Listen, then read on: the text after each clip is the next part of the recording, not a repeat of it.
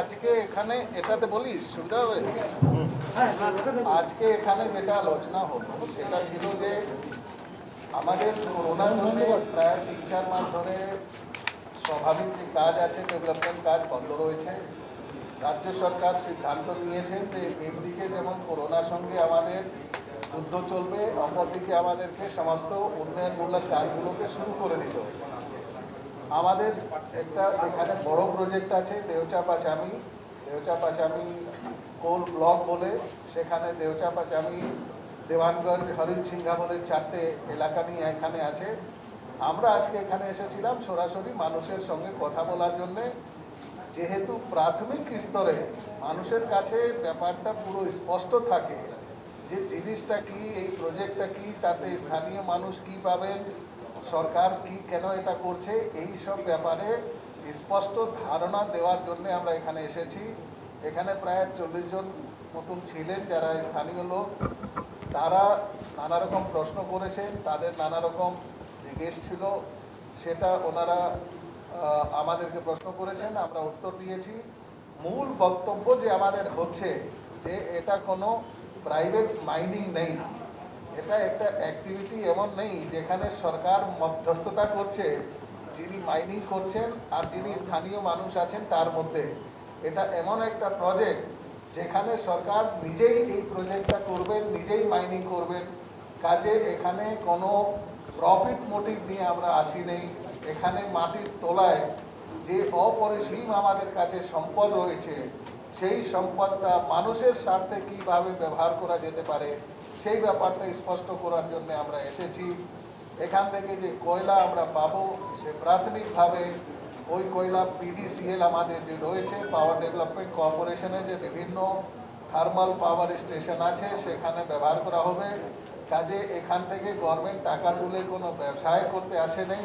কাজে সেই মানসিকতাটা মানুষের মধ্যে যাতে না থাকে কি একজন ব্যবসায়ী এখানে আসছেন, হাজার হাজার কোটি টাকা ব্যবসা করবেন আর আমরা বঞ্চিত হব। আমরা স্পষ্ট করে দিয়েছি যে 100% পুনর্বাসন করেই আমরা কাজটা শুরু করব। কিন্তু এই কাজটা ধাপে ধাপে হবে, এই কাজটা একসঙ্গে হবে না। 3500 একর নিয়ে এই পুরো মাইন্স রয়েছে। আমরা প্রথমে 400, 500 কি 600 একর নিয়ে এটা মাইনিং প্ল্যান উপরে ডিপেন্ড করবে।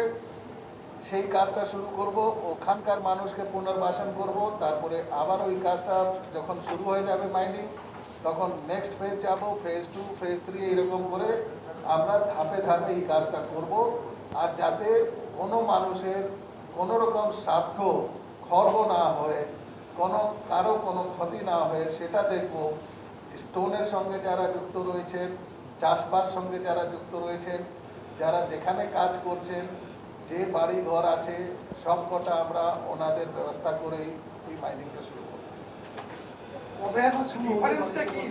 ডিফারেন্সটা কি একটা প্রাইভেট কোনো কোল প্রজেক্ট আর গভর্নমেন্ট দিচ্ছে, রিহ্যাবিলিটেশন প্যাকেজে কি কোনো ডিফারেন্স আছে বা কিছু আপনারা মানে পার্থক্যটা কোথায়, যেটা আপনি বললেন যে প্রাইভেট আর সরকারি? আপনি গভর্নমেন্ট আর প্রাইভেট মধ্যে পার্থক্য যদি বুঝতে পারছেন তাহলে এই প্রশ্ন করতেন না।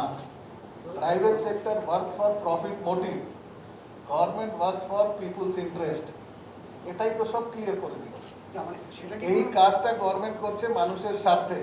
প্রাইভেট সেক্টর যদি করতো তাহলে নিজের স্বার্থে করতো, আর নিজের স্বার্থ থেকে একটা অংশ মানুষকে দিত। এখানে মানুষের স্বার্থে প্রজেক্ট হচ্ছে, কাজে মানুষের স্বার্থ সর্বোপরি।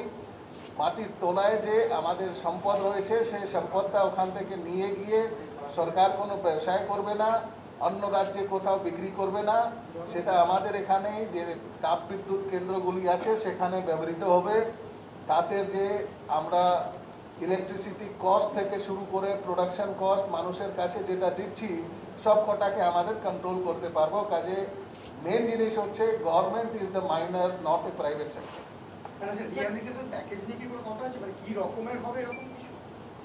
আপনি ভালোভাবে রেডি নেই প্রশ্নের জন্য।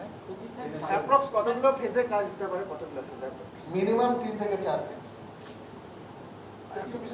এই প্রকল্প যখন ঘোষণা হয়েছিল সেই সময় থেকেই গ্রামের কিছু মানুষ যারা পুনর্বাসন বা একটা উচ্ছেদের আশঙ্কা করে একটা আন্দোলন করছিল, বিক্ষোভ দেখাচ্ছিল, তো সেই মানুষরা কি আজকে আপনার এই মিটিং? আমার কাছে কোনো বিক্ষোভের কথা আসেনি। আমার কাছে অপেক্ষা কি আছে, কি ওরা আশা করছেন সেটা নিয়ে কথা হয়েছে। আমরা বলেছি যে যা কিছু আপনার কাছে আজকে রয়েছে সে সমস্ত জিনিস আপনাকে দিয়েই আপনাকে এখান থেকে সরানো হবে। তবে স্যার, এই নির্বাচিত মানুষ, প্রশাসন দ্বারা নির্বাচিত মানুষদের নিয়ে আপনারা বৈঠক করলেন, না, আমরা- গ্রামে গিয়ে করলেন না, মানে এটা কি আদৌ এই প্রকল্পকে বাস্তবায়নে সহযোগী হবে? সে আমরা কোনোদিন বলিনি যে আমরা পঞ্চায়েত সঙ্গে করবো, কার্যকর্তার সঙ্গে করবো। পঞ্চায়েত মানুষ, পঞ্চায়েত প্রতিনিধি তিনি আছেন, তিনি এখানকার স্থানীয় মানুষদের প্রতিনিধিত্ব করছেন। তাহলে তো কালকে প্রশ্ন হবে আপনি মন্ত্রীর সঙ্গে কথা বলেছেন, আজকের আপনি বৈঠকে মানুষের সঙ্গে স্যার- কথা বলেছেন, স্যার, আজকের বৈঠকে তারা কারা ছিল? সেটা ডিএম বলতে পারবেন কারা ছিলেন। কিন্তু আমরা কথা বলেছি যাদের সঙ্গে, তার মধ্যে একজন দুজন পঞ্চায়েতের লোক ছিলেন, বেশিরভাগ বললেন আমি গ্রামবাসী।